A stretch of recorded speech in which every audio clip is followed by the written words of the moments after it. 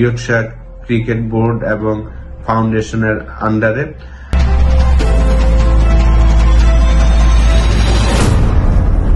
আসসালামু আলাইকুম, আমি ক্রিকেটার মোহাম্মদ আশরাফুল। আশা করি আপনারা সবাই ভালো আছেন। ভিপকে ধন্যবাদ জানাবো।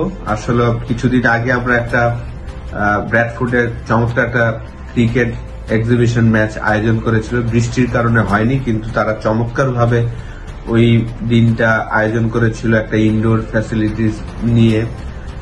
তো 9 July Bangladeshi first time 100 ball cricket tournament হতে যাচ্ছে ইয়র্কশায়ার ক্রিকেট বোর্ড এবং ফাউন্ডেশনের আন্ডারে।